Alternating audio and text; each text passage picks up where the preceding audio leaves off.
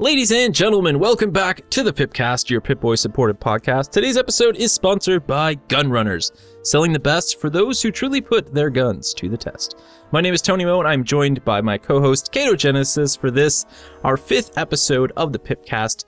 I also want to make note, this is going to be a very special episode. This is going to be a Fallout 3 mod focus episode. So while we are going to cover some pieces of news and a few other pieces of discussion, we have a slew of Fallout 3 mod recommendations for you guys, both some of my recommendations as well as some of Caedo's recommendations. And I know you're probably already asking, well, where's Fallout New Vegas? Don't worry, we're going to be covering that in our 6th episode, which will be airing next week, Wednesday, same time, same place as always.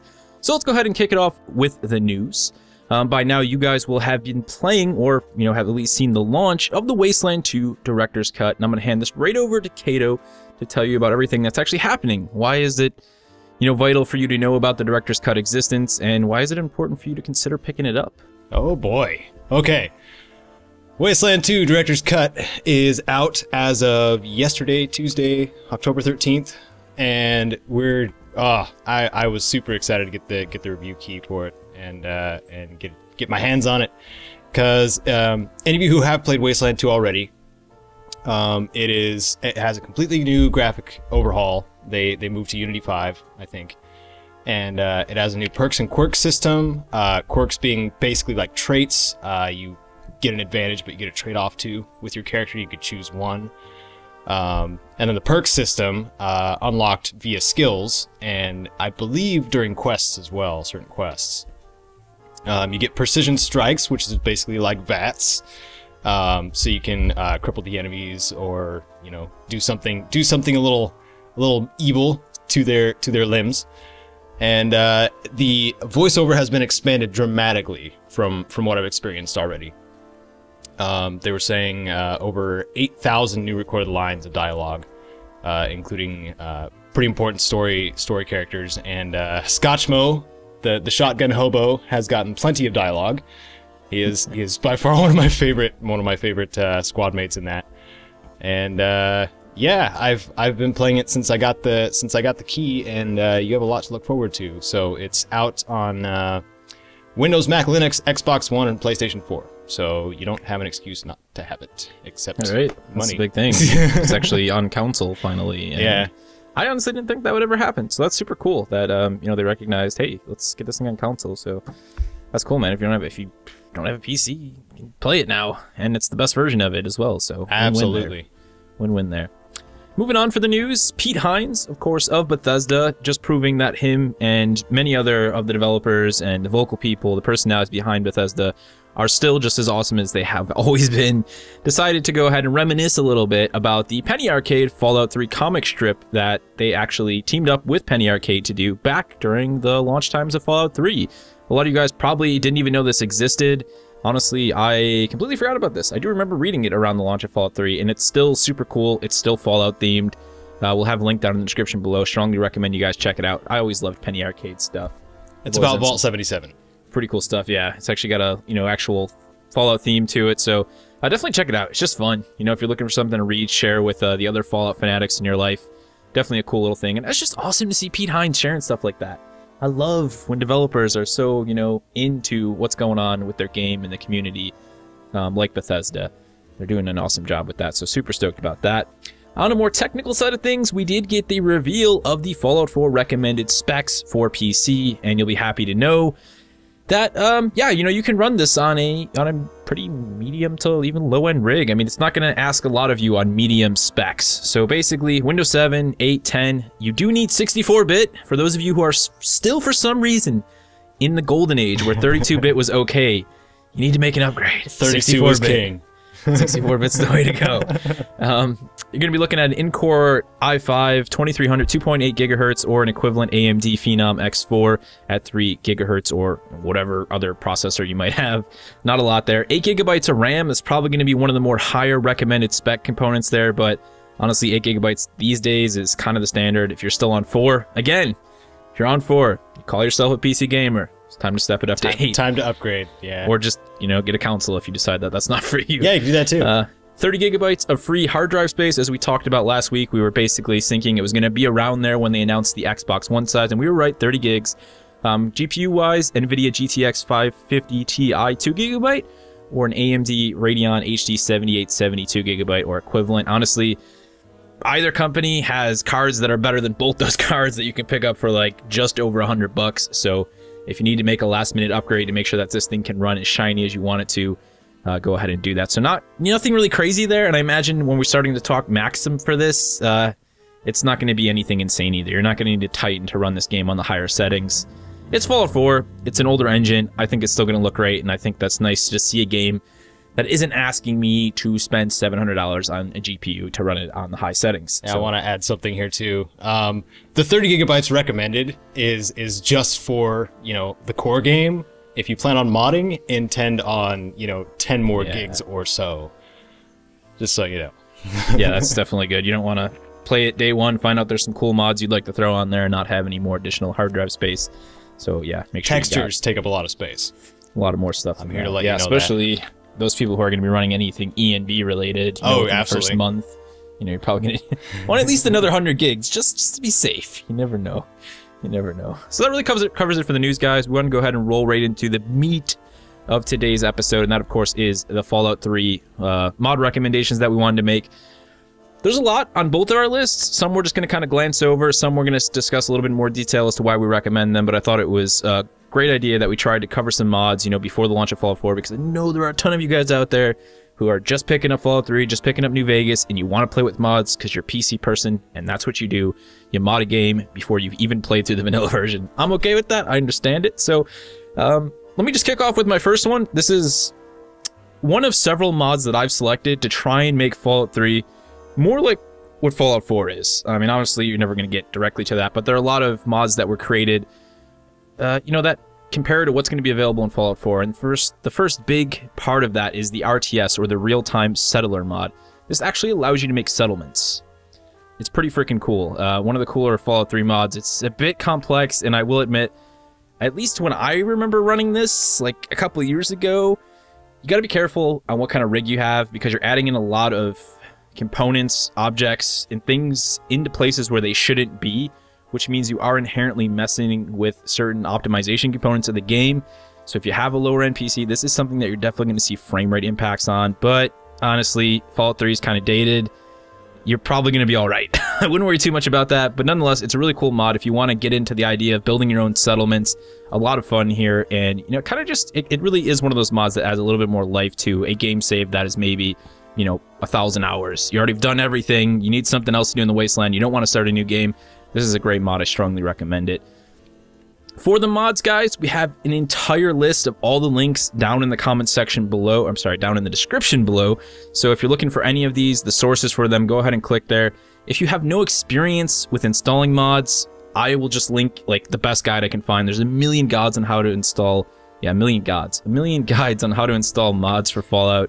All over the internet, so just look down in the description. I'll throw one down there for you guys. Mod gods. Yes, the mod gods will show you how to guide the mods and such. The next big one for me is the Fallout 3 Redesign Mod, formerly known as Project Beauty, as you'll see it over on Nexus Mods. Basically a revamp for all the NPCs. This honestly means a lot to me, because NPCs are actually kind of an important part of all the Fallout games. You spend a lot of time interacting with them, shooting them in the face, saving them from danger, loving them and hating them. So it's nice to have them not look like their skin is, half depleted uranium or something. And this kind of clears that up. It gives them more natural textures. It changes the shape of their face. It's a small mod, and I think it's totally worth adding if you're looking to play through the entire story, especially before the launch of Fallout 4. Not a very difficult one to go ahead and add on there.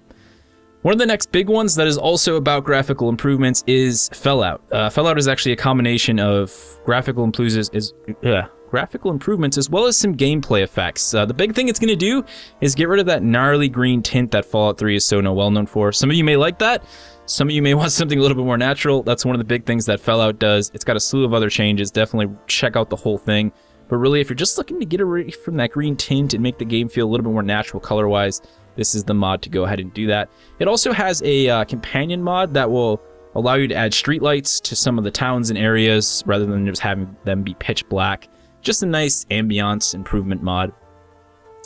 One of the bigger ones that I can recommend are the weapon mod kits. This is probably one of the coolest mods, especially if you're a fan of the system that was available in New Vegas and you wanted something more like that in Fallout 3. This is it. There's extended magazines, laser sights, silencers, everything you could ever want to deck your weapons out, and it's a really great working mod. It's come a long way since its original release. It works fantastic now, and it was one of my favorite mods to mess around with on alternate playthroughs for Fallout 3. It just added a lot of layer to the weapons, which, you know, aren't that deep in Fallout 3. You know, you had some options and availabilities, but this is probably the best thing you can do if you're looking to have some serious modifications to your guns and such inside of Fallout. Oh, next up, this is easily one of my favorite mods. We talked about this a couple weeks ago on the PIPCAST about how the AI when it comes to companions is kind of poor in Fallout. This one is called Dread Dogmeat. It's going to allow you to do a few tweaks to make Dogmeat, you know, just a much better companion. You have a few options to, you know, actually control him. He changes his special, just kind of mixing it up a little bit. It just kind of makes him more awesome when he's actually in combat, but at the same time, it makes him a little bit less twitchy. He doesn't really have that same sort of, you know, itch to go attack every single thing that is 5,000 yards away from you. So no more Dogmeat chasing after a rad scorpion for 6.5 hours in the wrong direction while you're telling him he's going to die and he's just not listening. It just does a lot to make him a much more comfortable companion. Sadly, not too many mods like this for the other companions. I mean, we saw a lot of tweaks, but I think this is the best one for an individual companion. And if you love Dogmeat, cannot recommend this one enough. It's just going to make him a much more enjoyable companion to mess around with in the Wasteland. Next up, we've got the Fallout 3 Reanimated mod. So this one, sadly, it was discontinued, but it still does work. Basically, it's a new set of animations. What is like the one thing that Fallout 3 could use more than any other mod? It is new animations. And it's not just for your characters walking, it's also for guns and weapons. You know, he's done a ton of work with the different rifles to make reloading and aiming, everything just look and feel more natural. Even in first and third person, it works really well. Honestly, get this mod if you plan on playing a lot of Fallout 3. It's going to make the game just feel so much more natural, especially if you're someone who plays in third person, I feel, and all of the reload animations just look so much smoother. There's not a lot of twitchiness to this. The dude who's done it, actually, big deal with this one, I think why it turned out so well, is he is in fact a professional animator. He's not somebody who's had like a ton of time in the industry, but he is a professional. He does work in the business, you know, he does this as a job, and he has done a lot of great work with this, man. It's really cool. I was sad to see him discontinue it, but again, there's still a lot of cool stuff there. And honestly, if you like what this guy's done with his mods, check out his other work on Nexus, and you might end up stumbling upon a few other mods that you're really head over heels with. Apart from that, I've got two more smaller mods. The Taylormade Mod is going to allow you to wear multiple pieces of gear, sort of give layers to your character. It also adds some new outfits, so the idea that you can have, like, you know, a cloth armor on and then put a piece of actual armor over the top of it. Something that I always wished Fallout would do, would have just more depth to the way that the armor system worked. I always like when games allow you to, you know, wear like a t-shirt, then a jacket, and then armor over the top of that. Sort of build out your own armor and gear. Just a really cool mod to mess around with. Depending on the stuff that you mess about with, some of it, you know, can get a little bit janky, but if you use a lot of the new outfits that are added as well, it does seem to work out pretty fantastic, and it's just it's a cool mod all around. It's going to allow your character to look a little bit more diverse as you head through the Wasteland, I guess would be the only way to put that. Last, but definitely not least on my list, is the Ultimate Perks Pack. So what is this? It just adds more perks. I mean, that's exactly what it is. There's a bunch of new perks in here. We've got things like Ambitious, Mr. Apocalypse, Attuned Senses, Coward, Body Shield. I mean, honestly, all I can say, I'm not going to go here and sit through all the ones that they've added and tell you what they do, is that if you want more perks, you're someone, again, who has played through the game. This is great for people who are doing like a second or third or fourth playthrough. There's going to be a lot of awesome new perks added here. Just strongly recommend. It's going to extend the life of your Fallout experience, and there's a lot of fun stuff in here as well. A lot of really cool stuff. I hope we get to see, you know, a lot of these same sort of awesome perk ideas available in Fallout 4 with that huge perk chart that we now have. So that's my list. I know there's a lot of other mods out there. Just that's my recommendation. Really just wanted to talk about what I thought was a great choice if you're looking to boot up Fallout 3 again. But just remember, there are so many mods out there. Really, the best thing you can do is explore, look for as many opinions as you can. Just like Caedo's. Caedo, what do you have in terms of Fallout 3 mod recommendations? Well, good sir. I wanted to mention first that if you go to Nexus Mods, like Nexus Mods Fallout 3, and then go to Files, and then go down to Top Files, there you will find the highest rated and, you know, best received mods that they have. So I recommend, like, if you haven't like had much experience with it, or you just want to, you know, get some good mods and then just play, that's probably one of the best ways to do it. That's how I found most of mine. Rather than some of the more particular ones like the review studio green screen type stuff. Like, that's a very small mod. Yeah.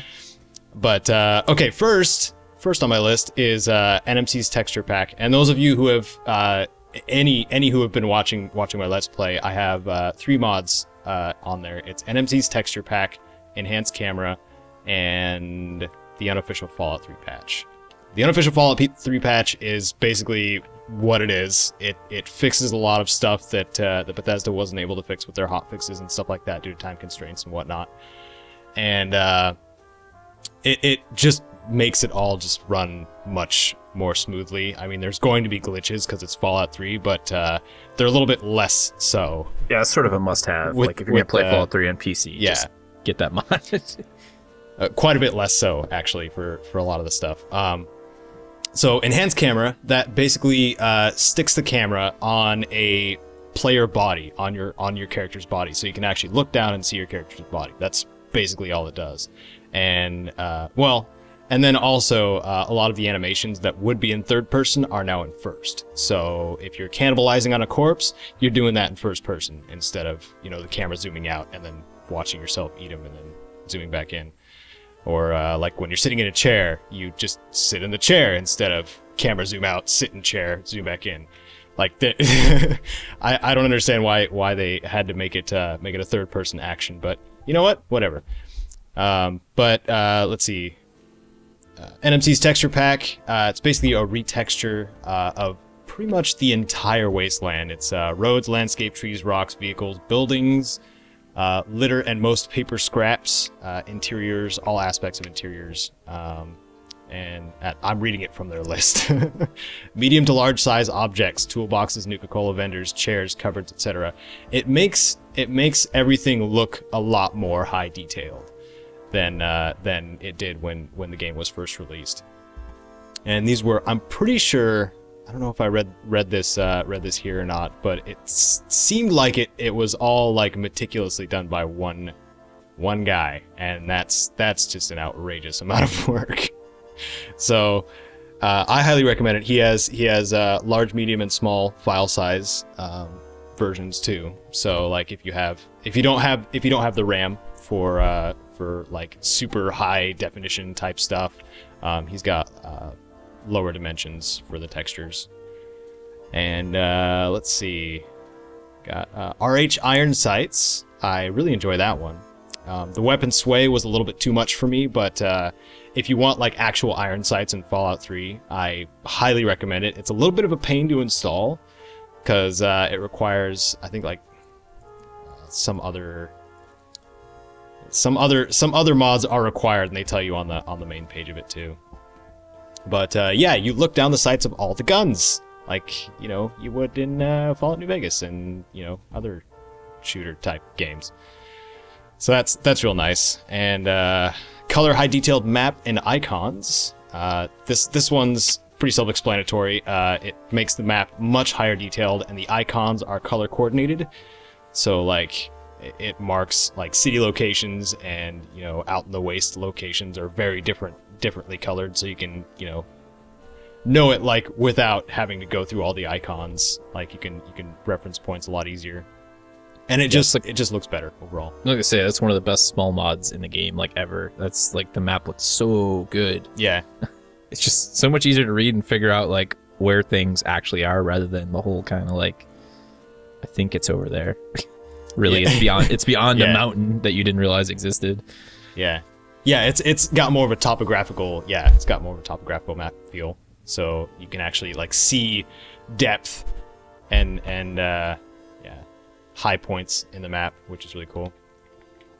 Okay, one of the bigger ones, one of the more demanding ones, my previous computer did not like this mod, but I loved it.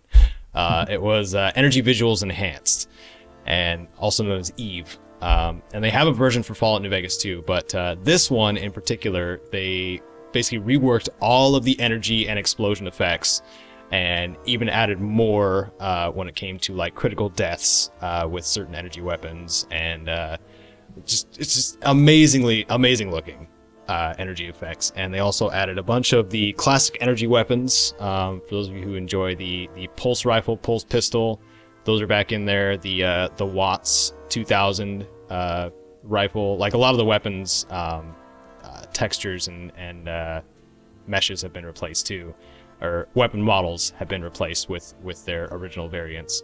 So like you pick up a standard laser rifle and then you pick up the Wazer rifle, they're going to look different. The Wazer rifle looks more like the Watts 2000 instead of the regular laser rifle. And on top of that, they have a lovely little, I like to call them disco grenades, but if you go to the outcasts in Fort Independence with this mod active, you can get the shredder grenades from trading in energy weapons and stuff like that, and they basically just shoot a bunch of laser beams everywhere when you throw them. So it's basically like a sweet rave party, but everyone dies in its area of effect. And last but not least, I highly recommend all of these, especially Eve, if your computer can handle it. But the Groovitron, a lot of people wonder like how I do some of the machinima stuff on my videos. The Groovitron is where all the animations come from, and how I'm able to place characters in specific spots and get them to stop moving some of the time. So if you're into like getting into like machinima type stuff, or just want to like have a dance party at Rivet City or something like that, get the Groovitron, and you can basically just shoot people and you can get them to pose and dance and all kinds of crazy stuff. So and of course you can do all of these things with your character too. That's my list. I could have done more research on my old list, but yeah, we'll stop with that. Yeah, there's a lot of good ones in there. Like we said, guys, there's so much stuff, and the biggest thing is if you are new to mods, honestly, some of it's going to seem overwhelming at first, but if you just take your time, you do it step by step. I haven't really ran into any mod ever for any Bethesda game that has taken me more than like 20 minutes to half an hour to install. Some of the stuff is going to require Fallout script extender, which is kind of a little effort in its own to get it installed, but again, if you just do everything step by step, it'll all happen. It's really not that incredibly difficult. None of this is asking you to like, code or do something in HTML weird. It's just a lot of replacing, text and stuff to get certain things installed. Most of it though is all done through a mod manager. It's fairly simple. Honestly, just go step by step, take your time, and you can have like almost all these mods installed in one small afternoon, and you'll be good to go. Start playing the game, enjoying all of the effects, and probably crashing your computer a bunch, or at least Fallout a bunch. And that's kind of what mods are all about. So, well done with that one. Speaking of script extender, yeah, we should put a link down there too for yeah, I'll have that in there. It's like everything you guys that we talk about in this episode, guys. Just check that description. It's gonna be loaded with links. I've got them ready to go. I also want to make a brief mention. One of you, actually several of you, messaged me either directly or commented and asked if we could put timestamps for the discussion. I'm not going to do that in this episode because it's just one big slew of mods. Everything you need to know is down there, but in future episodes, I will do that for you guys.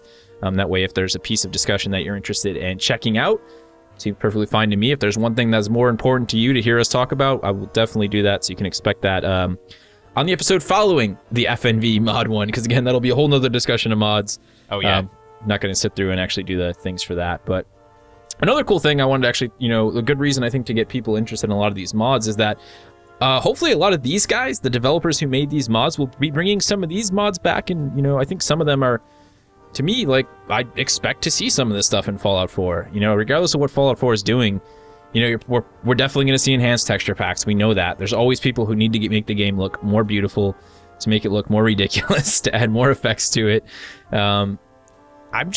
So if you see any mods that you really love and you feel like this is something that you think could happen in Fallout 4, keep an eye on these guys and see what some of these devs are doing when Fallout 4 goes live. Some of them are like so immensely talented. That's how that guy just recently, the dude who did the one like it was like a 20+ hour campaign for Skyrim, he got hired by Bethesda. There was another guy just last year who got hired by Bungie, recently for some of his mod work on Skyrim as well. So I mean, you know, there's some seriously talented devs here, and I think that's one of the cool parts of checking out mods is not just like to add stuff to your gameplay, but I think we do need to pay a little bit more respect to the modders, which is why I do like I love doing shoutouts like this. You know, not only are these guys getting more hits on their mods, but hopefully they're getting a little bit more respect and maybe, you know, a bit of identification for the work that they've done. Because like we said, some of these guys, one or two people, one person, the dude who did Eve, it's only 2 people. And that one dude, I think, like in his spare time, he does like scripting. You know, he does teaches scripting and coding. But you look at all the work that was done for the Eve mod, and like it's just insane. Yep. It's just absolutely insane. I mean, so many individual weapons. When they did the FNV one, they did that from scratch. I remember when that came out, actually. Yeah. The guy did that completely from scratch. You know, he didn't just like port stuff over. Like, he just redid the whole freaking thing. Yeah. So yeah, you know, give these guys respect. They're not usually making any money on their mods at all, which is a completely different discussion, which we'll save for a future episode of the PIPCAST, because that's something I would like to talk about. Give you guys some respect and, you know, just share their work, which, yeah, awesome stuff. So on another mod-related discussion, we did want to talk about some information that we got as to how mods are going to work on consoles. Now, not actually how the mods are going to be made. Obviously, a lot of the stuff's just going to be exported to some sort of a download service on the Xbox One and the PlayStation 4, but it's more so about the limitations that are going to be put on mod makers when creating mods for the console. Sadly, things aren't going to be as loose as they are on PC. We're not going to be seeing a lot of those basically soft porn mods that the PC version of the Fallout and Bethesda games have, which some of you may be disappointed by. I personally have never ever downloaded any of those, so I couldn't even tell you what I'm missing out on if I was missing out on anything. No big voluptuous bouncing breasts. For none of that. It's just not going to happen. However, Todd Howard has said they do want to try and make sure that there is little red tape as possible. We've got a small article on Kotaku here talking about it. Basically, like we said, you know, there is going to be an approval process.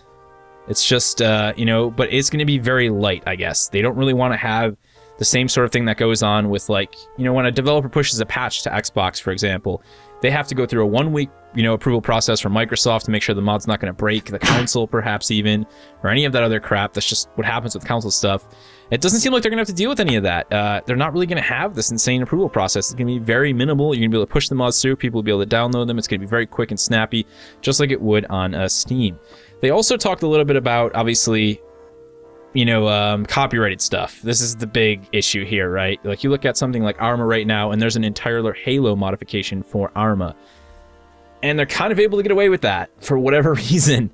But Todd Howard has said, don't really expect to see anything like that unless it was something that Microsoft considered, you know, working with the developer on, saying that's okay. It is a Microsoft entity. It's going live on a Microsoft console. We'll let that happen. But there's a good chance that if something like that did come out and you were able to roam the wasteland as Master Chief in Fallout 4, you probably wouldn't see that on PlayStation 4 for those reasons. So there are some rules going on here, but I like the fact that we're not seeing you know, a very extensive approval process.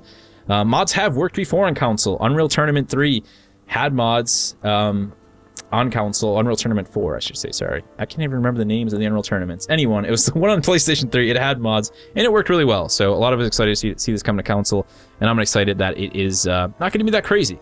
We just can't have porn and licensed material. I can deal without that if it means that I can have, like, a rocket launcher that shoots cars or something. Well, yeah, when anything like this happens, too, like, they have to set ground rules, or people are just going to take, oh, we can do whatever we want. No, that's not how it works. Yeah, it's not. PC really is, man. PC is like the Wild West. No one cares on PC. It's the weirdest thing. It's the weirdest thing, man. Life is weird sometimes. It's like those really weird laws that we all probably have in our own individual states. You know, but PC, man, it's just no one cares. Just do whatever you want. Or just make their own rules.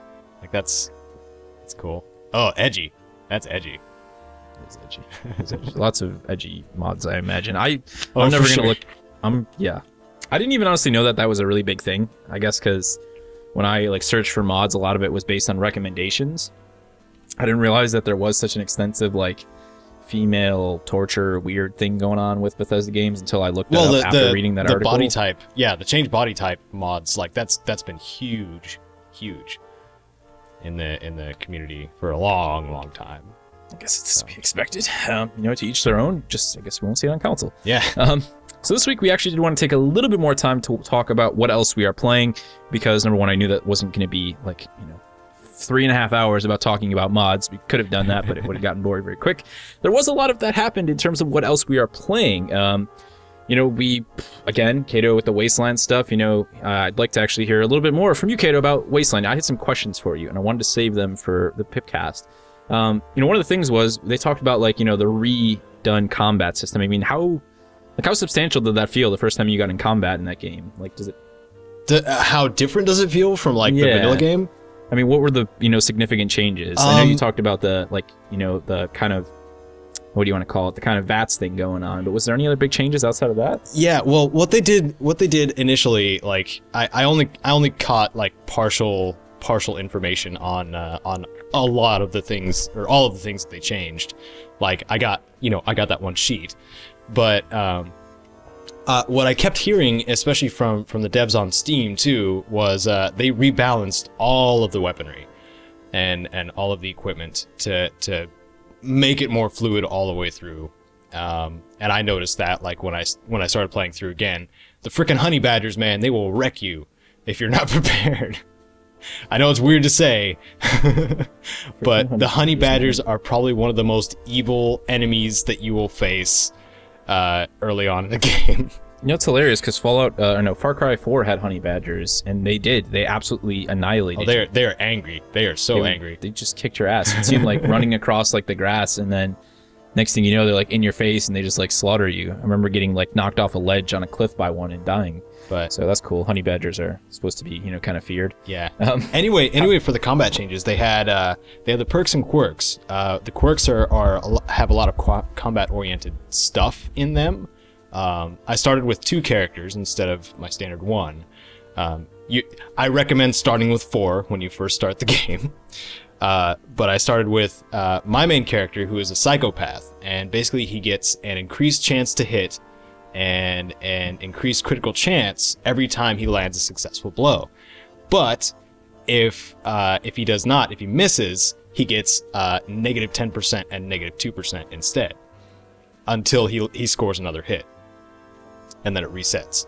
And then my roommate Kite's character, her character is got Fainting Goat, which has a 35% chance on receiving an incoming critical hit to faint and avoid the critical hit entirely, but then you get the downside is you get sent back all the way in the combat order, so you're still vulnerable in that fainted state because you're just on the ground passed out from avoiding a bullet. That's great. But that's just 2 of them. There's a whole bunch of quirks, but the aiming, the tactical aiming system, it fits perfectly with how it was. They just replaced the headshot mechanic. Instead of making a headshot, though, you can make a headshot, a torso shot, an arm shot, or a leg shot. And those have, what you would expect if you score a hit with those. Of course, accuracy is decreased for that. And as for the rest of combat, it feels pretty much the same. I mean, they did a really good job at first with the vanilla Wasteland 2. So yeah. In the options menu, you can actually speed up combat now. So I'm at 1.5 times speed in my combat. And you can jack it all the way up to ×3, which is outrageous. All your characters are like Sonic the Hedgehog running around during combat. But yeah, that's that. I think that answers the question. Yeah, combat's fun. It's still fun. I know they were talking a lot about that, so I was just concerned. I mean, visually, you said we got to upgrade. They're on Unity 5 now, and I know they did some tweaks on that. Was that something that was really noticeable as well? Oh, easily. Yeah, okay. It's so much better looking. Way better looking. It's not as flat. It's got a lot of lighting effects. Freaked out my roommate when she was watching me play during the Ag Center, because she saw a shadow go across the upper left corner of the map, and she's like, "What is that?" And of course, it was one of the superflies. It's a bloatfly basically. Yeah. But they're called superfly.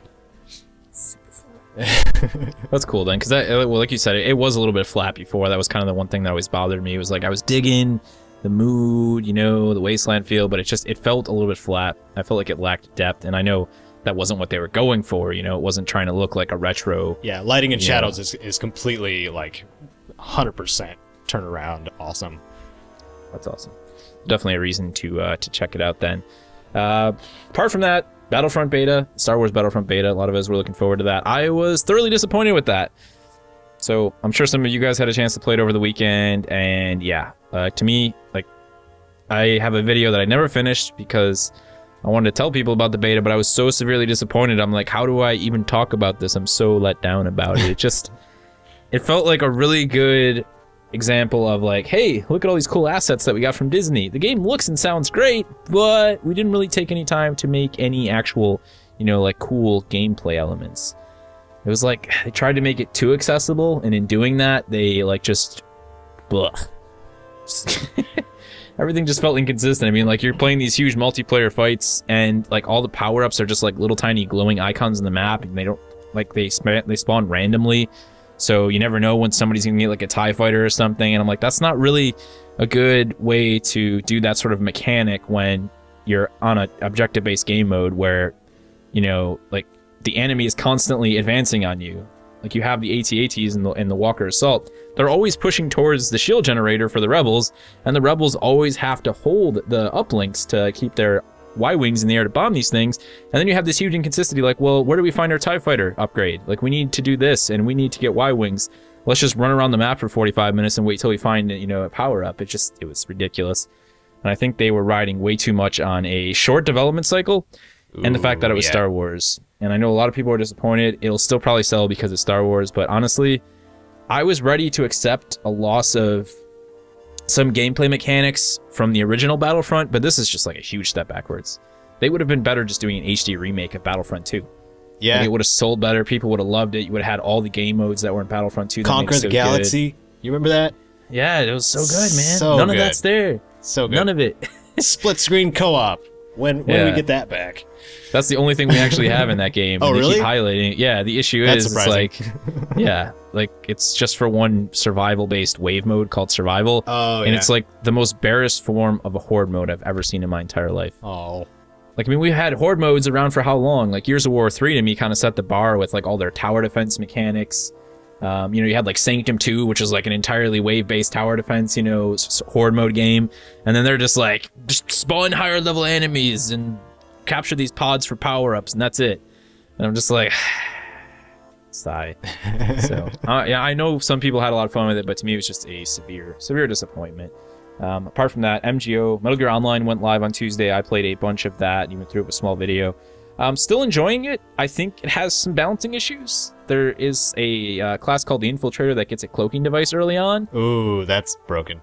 I already know that's broken. And it's like, you know, it could be all right if it wasn't so, like, janky when, as someone who is not a cloaked character, you try and interact with a cloaked character. It feels really weird. I actually got a tip from one of my viewers who said, just go prone and lay on the ground, and then the people who are, like, cloaked, they panic and they don't know what to do because they have to get really close to be able to grapple you at that point. He's like, just drop on the ground and then shoot them in the face from your back, and it actually does work. So if you're playing and you're looking to counter that, that's all you have to do is roll on the ground and look silly and then shoot him in the face. But overall, apart from that, honestly, I was able to overcome that just by being like more aware, because you can see the cloak. It's kind of like, you know, if you guys played Halo, you get the overshield, you can still see the outline of the character. They're not completely invisible. I would say that that class is being abused, though, and there needs to be some sort of a timer put on the cloaking device. But overall, I've been having a ton of fun with MGO. It feels like Metal Gear, just, you know, online. Like, the tactical nature of it's all there, and it's a lot of fun. There's a lot of people who don't know what they're doing, which makes it really fun to Fulton all those people. I think I had a really good match yesterday where I got like 10 Fultons, and our team just absolutely annihilated them because we kept stealing their tickets over and over. So that was a lot of fun. It's cool if you have Metal Gear and you're on console, because the online's only available on the consoles right now. I would at least check it out, especially if you're going to play with some friends. It's a lot of fun just to screw around with. Apart from that, you streamed some DMC, Caedo. You got your stream archives going up for that? Yeah, I did.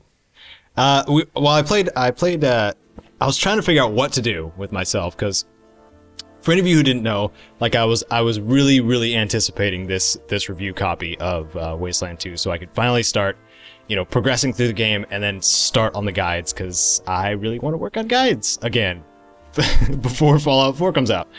So I didn't get the review key until Sunday. Yeah, Sunday. And that's like 3 days before release. I don't usually know the time scale on review copies, but I feel like that was kind of short. Especially when you want to put something together for promoting something. Like, I don't rush things. Like, when it comes to guides and stuff like that, I don't. But anyway, I got the review key, was really excited to get it. But before that, I was playing DMC Devil May Cry on my stream during the weekend, and it was very nice to come back to it and be able to play it on my new machine. There was still some port-like loading things going on with some of the cutscenes and stuff like that, but it ran great for the stream. And playing with an Xbox controller over a Logitech one is very different, I'll have you know. And I went back to using default controls, but I did the first part, yeah, Saturday, and then the second, it's like the last 11 missions last 10 missions on Sunday. And yeah, beat it over the weekend, and people that were watching seemed to like it. They're at the start, they were like, "This isn't Fallout," and I'm like, "Of course it's not." But then they started getting into it because Ninja Theory, I really like keeping an eye on their games. Like, Tony, I'm pretty sure we've talked about this a couple times at least. That Ninja Theory does amazing motion capture with their games.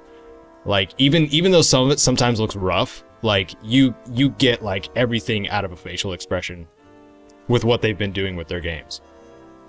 And it's fantastic for that. Like, just, oh yeah, yeah. And I'm also getting really excited for whenever Hellblade becomes is done being produced, and then I can play that too. Hellblade isn't it? I think it's just an experiment with Ninja Theory.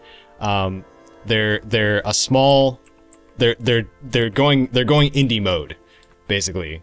They're trying to prove to like AAA companies that you can make a AAA game on an indie budget. So that's what they're doing, and that's Hellblade. So I'm really excited to see like what they did, and they do have, you know, various like dev diaries type things on their official channel and stuff like that. It's really, really cool stuff. Hellblade is going to kind of take place in, I think it's like Northern Europe type thing, like old I don't know, like Viking age type stuff, I think. But the main character is going to have a multiple personality disorder, and all of these personalities are going to be talking to you throughout the game. So it's a very unique spin, and they've done all the research too. Like, they have part of their team is a, you know, somebody, I don't know the word, somebody who's studied psychology and mental disorder. So like, it's going to have like pretty much spot on details on how, you know, having a multiple personality disorder is described, and I don't think any other game has done that. So I think it's going to be like really cool. Anyway, yeah, I'm looking forward to that. So it seems like a cool idea, yeah. And I think, you know, like we said, CD Projekt, we talked about them before with The Witcher and stuff. You know, they have proven that independent AAA can totally be a thing. I mean, you look at The Witcher 3, that's a game developed and published by them, a studio that has had just, you know, standard like success. They've been consistent with their projects, and, you know, they're already working on Cyberpunk 2077, which is supposed to be even bigger.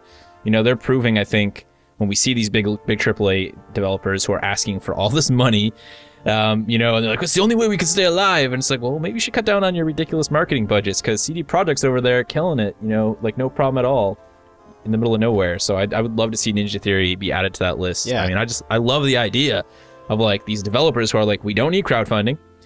We don't need money from publishers. We have money, and then we're going to make good games. It's going to make us more money at a higher profit because we don't have to deal with all that BS. And then we're just going to keep making cool stuff. Yep. And I would love to see Ninja Theory just keep making awesome games. Yeah. Like you said, I like the whole premise they're going with this. And plus, I mean, I need another game that gives me ninja-style combat, since Ninja Gaiden has fallen off the map. And I hope that Hellblade can be like a really fresh take on that. And I'm definitely looking forward to that story being all crazy. It's going to be crazy. Yeah, they're talking like Unreal Engine 4 as well. I mean, I know they're talking about like 4K. I heard them talk about, and mod support for PC. So if all that happens, man, this hopefully could just be a really awesome return for them. Definitely something to keep an eye on. Yeah, and that's So DMC stream if you want to go watch it. I screwed up a lot in my combos. Like, you may not be able to see sometimes, but I was pretty close to like just moving my hand around the right side of the controller just to get with the combo right. Because default controls, I'm not used to them.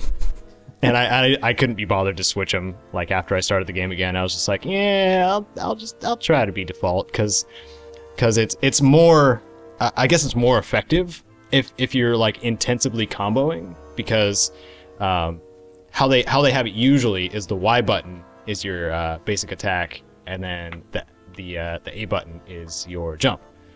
But I usually switch them, which kind of screws up like the flow of setting off like massive combos. But I was still able to get, S ranks for a lot of stuff, so like I wasn't doing too terrible.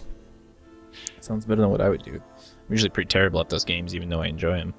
I'm usually awful, actually, at like DMC, Haven't decided on Virgil's Downfall if I'm gonna stream that or not. It was too ambitious of an expansion for DMC. They seem to exploit the comic style cinematic thing. I just wanted regular cinematics, man.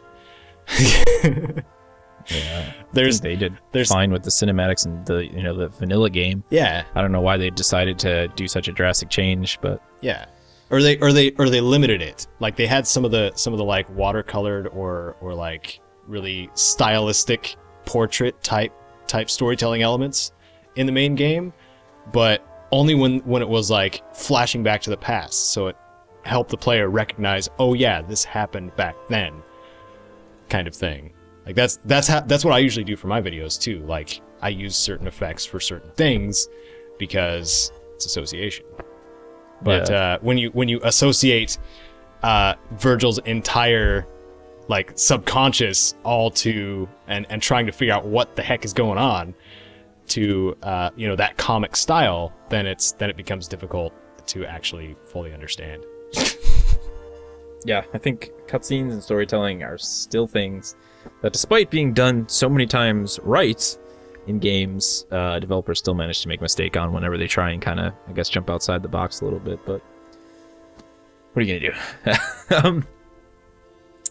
Those of you guys who are interested in any of those mods, as I said, please remember they're all down in the description below. If you click down there right now, there will be a big, fat, long list. You can click on through to those. You'll be taken directly to the Nexus Mods website, where you can download those mods and give them a go for yourself. We also have any other bits and pieces of important downloads or information down in the description. Always make sure you check that out. I do want to tell you that today's featured artwork for this episode was just a piece of concept art from Bethesda, as was last week's, was just a regular piece of art from Bethesda. Wasn't able to find anything from a artist that we didn't already feature.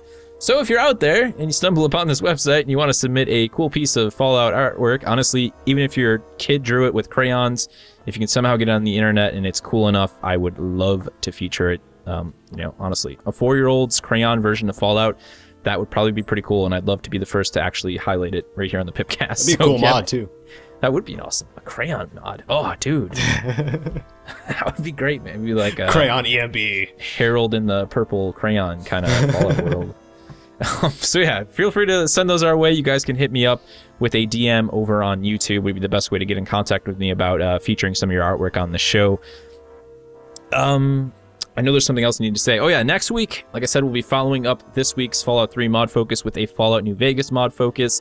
And we'll probably be bringing back a lot of other discussion to that episode as well, because I know that a lot of the Fallout New Vegas stuff is probably actually going to be a lot of the repeats that we talked about here.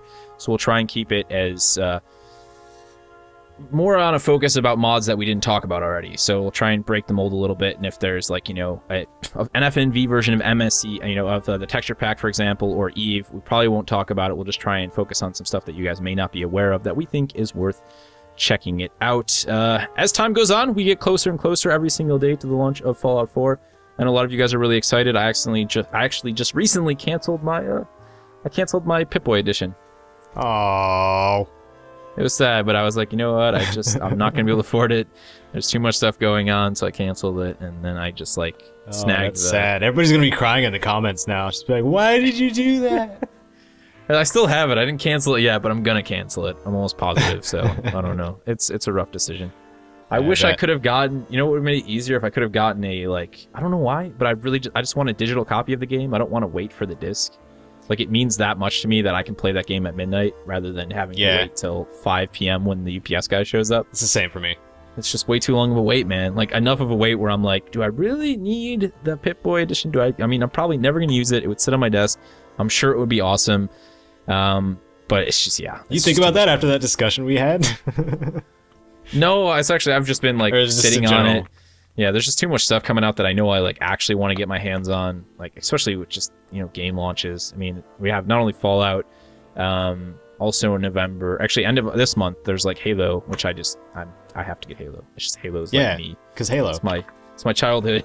You got to do it. I got to do it. So that's on the list. That's it really. If you guys have any questions for us, as always, any pieces of feedback for the show, feel free to throw them down in the comment section below. Get the discussion rumbling. Who was it I wanted to give a shout out to? There's Reppin' the 707. I'm pretty sure that dude has watched and commented on just about every single piece of discussion in all of our PIPCAST episodes since the first episode. I do believe he came over from your channel, Caedo, so thanks for the support, dude. You're always down there making discussion alongside with Kite, and that's just fantastic. It's greatly appreciated. Cool to have some fans of the show already. I know a lot of you guys are coming on over as well. And my dog is barking, which means it's time to end this episode.